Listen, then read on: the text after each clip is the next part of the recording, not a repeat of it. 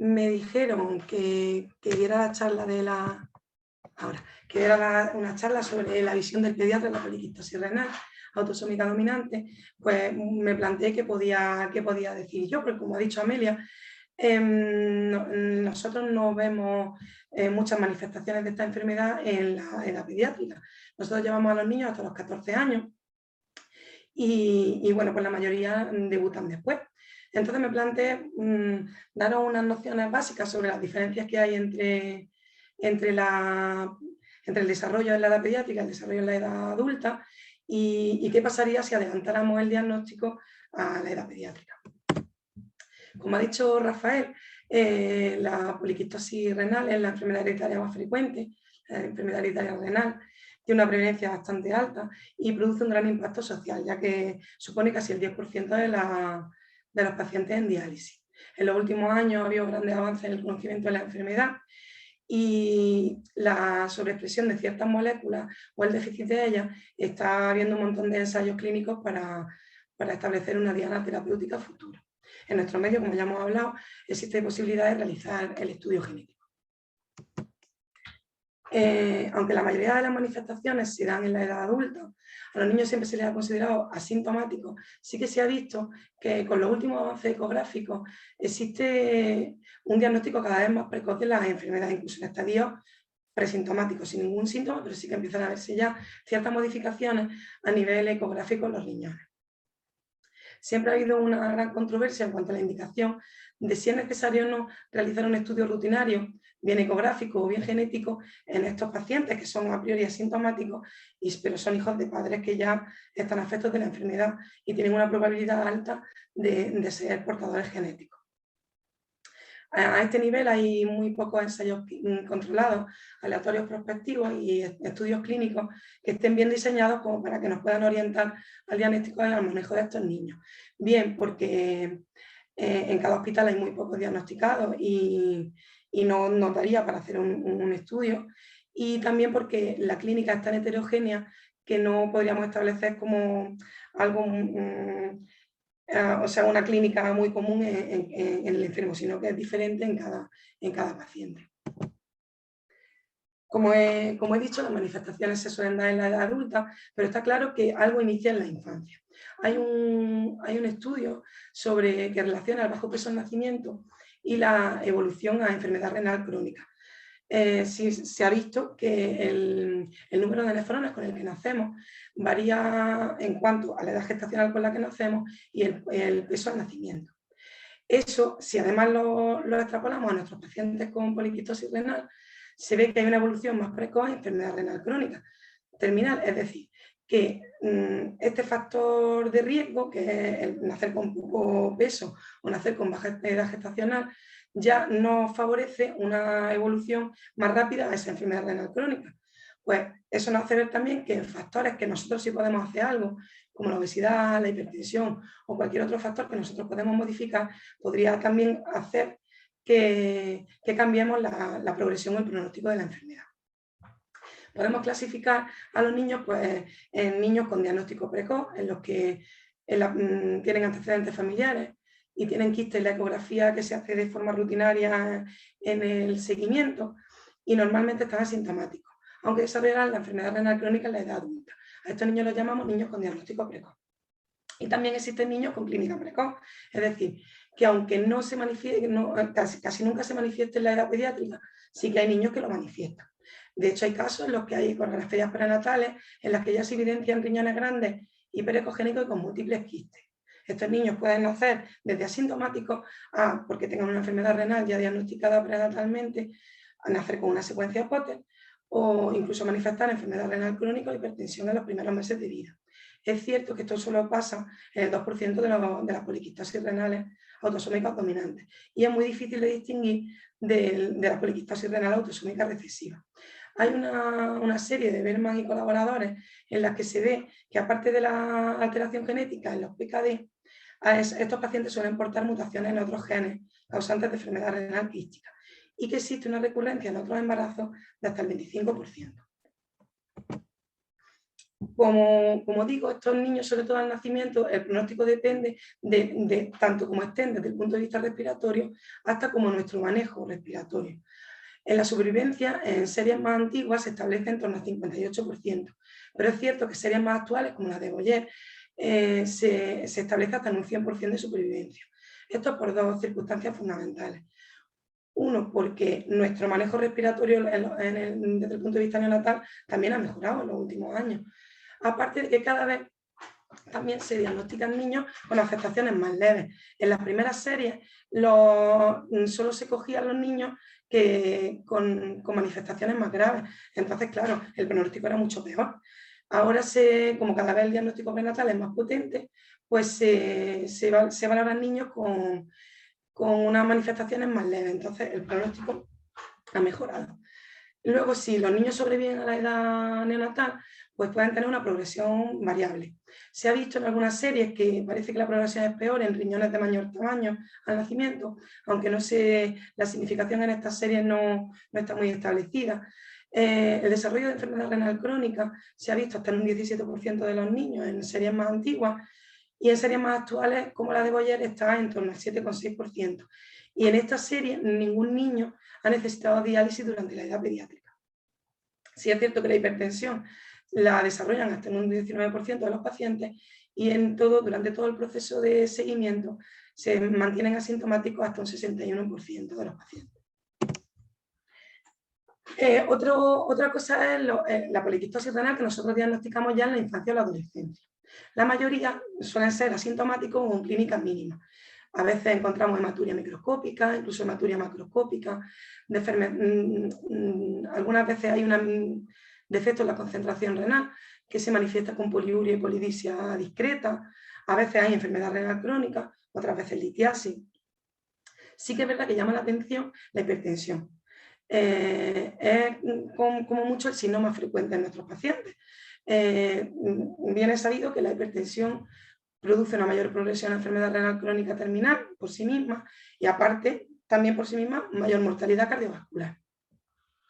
En algunas series, como las de McLeish y colaboradores, se ha visto que la hipertensión puede tener una prevalencia hasta del 20% de nuestros pacientes, que es una prevalencia muy, muy alta. Y también se ha visto que hasta en el 35% de los mapas de lo que es la presión arterial ambulatoria hay una afectación. Bien puede ser a nivel de la tensión, de la presión arterial, otras veces hay también alteración a nivel del ritmo circadiano, y otras veces hay alteración a la respuesta al ejercicio. Y lo que es curioso es que hasta en el 95% de estos pacientes que manifiestan una alteración en el mapa tienen una función renal normal. O sea, cabría esperar que los pacientes deterioraran primero la función renal y después se produjera la hipertensión, pero no es así. Es más frecuente la hipertensión que la enfermedad renal crónica, el deterioro de la función renal. Perdona, es que tengo la garganta un poco regular y no sé si se escucha bien. Sí se ha visto que el origen de la hipertensión se debe o se postula que pueda estar debido a una alteración, a una estimulación en el eje renina-angiotensina-aldosterona, bien por compresión de los quistes de forma extrínseca, o bien porque hay una alteración en el endotelio por la alteración de las proteínas. Las guías CADIGO, como no en todos los países, pasan como en España, que en nuestro programa de salud infantil está establecido un seguimiento de la tensión arterial en los niños que tienen factores de riesgo de padecer hipertensión arterial, como serían nuestros pacientes, los hijos de los pacientes con poliquistosis. Las guías CADIGO recomiendan que en estos países en los que no hay seguimiento se controlen a partir de los 5 años la tensión cada 3 años, si la tensión que hemos determinado en la consulta es normal. Otras manifestaciones que puedan tener nuestros pacientes son dolor, bien por la rotura de un quiste o bien por la compresión, infección que asociaría a fiebre y también podría deteriorar la progresión a enfermedad renal, y sangrado, que produciría hematuria, anemia y dolor. La urolitiasis se ha determinado hasta en un tercio de los pacientes y suele ser de ácido úrico. Y las manifestaciones extrarrenales suelen ser excepcionales en pediatría. Es verdad que desde que se utilizan sobre todo en los ensayos clínicos la resonancia abdominal, se ha visto en algunos pacientes, utilizamos también la resonancia para el diagnóstico de quistes hepáticos, se ha visto que como es más potente que la ecografía para diagnosticarlo, sí que hay una presencia mayor del 50% de quistes hepáticos en los pacientes que tienen quistes renales. También se ha visto que los aneurismas intracerebrales son 5 veces más frecuentes que la población general y que suelen ser la mayoría de las veces asintomáticos en la parte anterior y menores de 7 milímetros. Normalmente no se suele hacer búsqueda rutinaria de estas manifestaciones extrarrenales y si, por ejemplo, está indicada en los aneurismas, si tenemos clínica neurológica o antecedentes familiares de aneurisma. El diagnóstico por imagen en la infancia no se rige por los criterios de Rabin o de Pei que se establecen los adultos, no son adecuados para los niños y tampoco los criterios por resonancia. No son válidos para niños por debajo de los 15 años. Tampoco son válidos para los casos no esporádicos, para los casos esporádicos. Las últimas evidencias sí que han determinado que si un paciente tiene antecedentes familiares y tiene una ecografía diagnóstica con quistes bilaterales en menor de 15 años, tenemos un 90% de posibilidades de estar ante una poliquistosis renal autosómica dominante. ¿Cuáles son las indicaciones del estudio genético en los pacientes sintomáticos? Pues bueno, los mismos que los de las guías que digo. Sujetos jóvenes que requieren confirmar o descartar el diagnóstico, pues porque, por ejemplo, en un familiar de un paciente que tiene poliquistosis y que es candidato a un donante vivo y que tiene una ecografía no concluyente. Pacientes sin antecedentes familiares de poliquistosis que tienen quistes de forma bilateral, sobre todo porque hay que tener en cuenta que hasta un 10-15% son esporádicas. Pacientes con hallazgos renales atípicos por imagen, que sea muy asimétrica o que tenga un fallo renal sin un aumento renal significativo, que no nos case con que pudiera tener una poliquistosis renal autosómica dominante.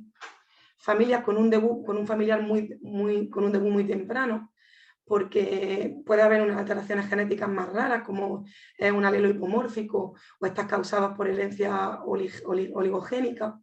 Y también porque podrían ser candidatos a los nuevos tratamientos que hay actualmente. Y pacientes que, como han hablado mis compañeros anteriores, desean un consejo genético y especialmente las parejas que lo solicitan para un diagnóstico preimplantacional.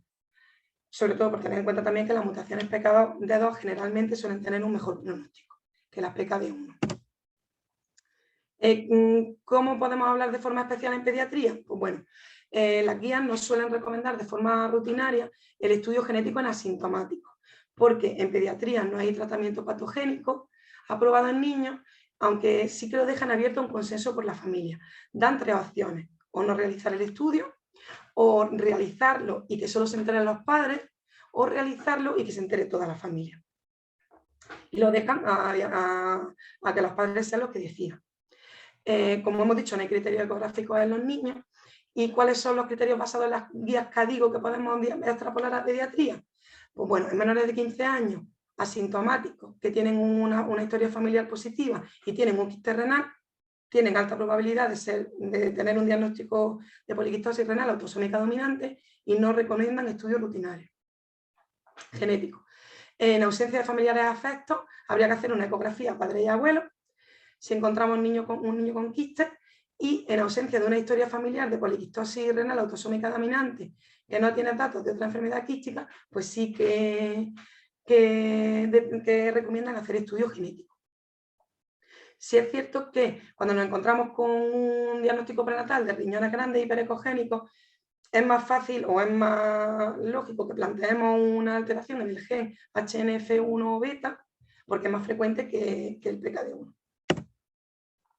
¿Cómo se maneja a estos niños en la edad? ¿Cómo se manejan a estos niños? Pues bueno, no hay un tratamiento específico, para nuestros niños.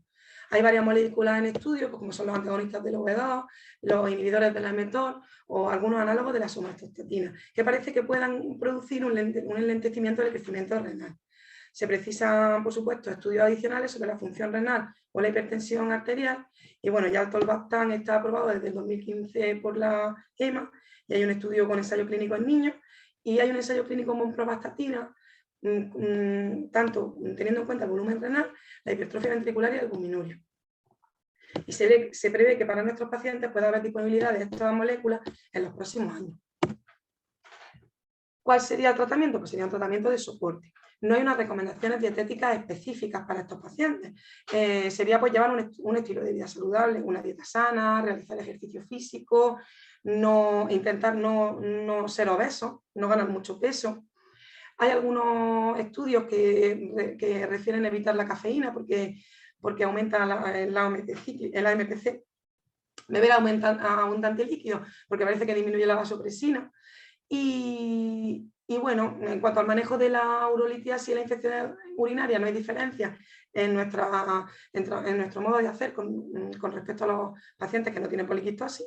Si hay una hemorragia, pues no se recomiendan los AINES, ni se recomiendan los deportes de contacto, y tampoco se recomiendan los deportes de contacto en la nefromegalia. En cuanto a la hipertensión, nuestros caballos de batalla suelen ser los IECA y los ARADA, pero sobre todo son eficaces en los estadios iniciales o en la hipertensión borderline, entre un percentil 75 y un percentil 90. En la hipertensión que ya está establecida no suelen estar controlados con monoterapia. Y bueno, ahora ya que hemos dicho un poquito las diferencias de los adultos con los niños, ¿qué pasaría si adelantáramos el diagnóstico a la edad pediátrica? Pues como he dicho, hay una controversia importante en la indicación del estudio rutinario, incluso ecográfico y genético de estos de hijos asintomáticos con padres afectos. ¿Por qué? En ocasiones pues porque el estudio es caro, en otras ocasiones pues porque da la impresión de que estamos creando enfermos. En el momento en el que nosotros los diagnosticamos o le hacemos un estudio genético en el que nos sale positivo, hay muchas veces que parece que ya estamos considerando a ese niño enfermo. Pero como ha dicho mi compañera, como ha dicho Amelia, los pediatras somos especialistas en la prevención primaria y secundaria. Nosotros tenemos un programa de salud infantil que es maravilloso, que establece una serie de seguimientos en niños que son sanos, totalmente sanos, y los estás explorando, los estás valorando y estás determinando una serie de cosas, una serie de signos que si nosotros dejáramos que los padres se dieran cuenta de que eso está pasando, pues ya seguramente sería tarde, tanto para un tratamiento como para que pudiéramos solucionar de todo el problema. Es decir, por ejemplo, pongo el ejemplo, la displasia de cadera. Es uno de los caballos es uno de las patas de nuestro programa de salud infantil. Si nosotros no exploráramos a los niños para la prevención de la displasia de cadera y esperáramos a que los padres se dieran cuenta de que el niño cojea, ya sería tarde para mejorar esa displasia de cadera. Ya ese niño cojearía para siempre. ¿Vale? Entonces, estamos sometiendo a niños que son sanos a priori a exploraciones y no los estamos considerando enfermos. Entonces no tiene por qué el que tú tengas un estudio genético positivo que ese niño ya haya que ponerle en la etiqueta de enfermo, ¿vale? Pero sí que si adelantáramos el diagnóstico al inicio de los síntomas de los quistes y de los factores de riesgo potencialmente tratables, podríamos mejorar la progresión de la enfermedad. Y luego, las guías no se mojan mucho, porque como hay ventajas y beneficios, pues dicen, vamos a dejar un poco la cosa en manos de los padres. ¿Y cuál es la realidad de los padres? ¿Cuál es la realidad de nuestra consulta? Pues llegan unos padres, Doctora, se ponen delante nuestro y dicen, pues mira, mi abuelo murió del riñón, murió de enfermedad renal, mi tío está en diálisis, mi hermano tiene una hipertensión que tiene 2 fármacos y yo pues tengo quistes. Me gustaría saber realmente si mi hijo va a tener la misma enfermedad que yo. Bueno, se le podría hacer un estudio genético dirigido y en el caso de que la genética fuera negativa, pues ya no necesitarían seguimiento, ya estamos descartando el problema de estos niños. En caso de la genética fuera positiva, pues no tendríamos por qué declararlos enfermos, simplemente incidiríamos en la prevención primaria y secundaria. En el ejercicio físico, en la dieta saludable, en la ingesta de líquido, en evitar la cafeína. Fíjate, incluso si los padres se implican en estos niños, podrían incluso mejorar la calidad de vida de los padres y disminuir la progresión de ellos. Y bueno, y sobre todo si diagnosticamos de forma precoz la hipertensión borderline, pues habrá menor progresión a hipertensión, a hipertrofia ventricular izquierda y menor progresión del volumen renal. Desde el punto de vista económico, como dicen que los estudios son muy caros, pues bueno, un estudio genético dirigido se estipula un precio más o menos de 70 euros más IVA. Ya conocemos el estudio, conocemos la alteración genética de los padres. Una primera consulta de los padres con nosotros, con María Amelia conmigo, más ecografía, son 152 euros.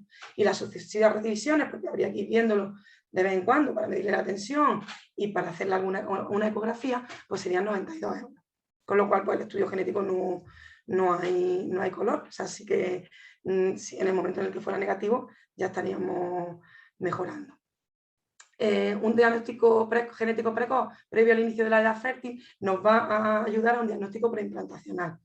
Y en un futuro no muy lejano habrá indicación de nuevas moléculas en la época pediátrica que puedan intervenir en la patogenia y frenen la progresión. El tener diagnosticado a nuestros pacientes de forma precoz también va a hacer que puedan ser candidatos a estas moléculas.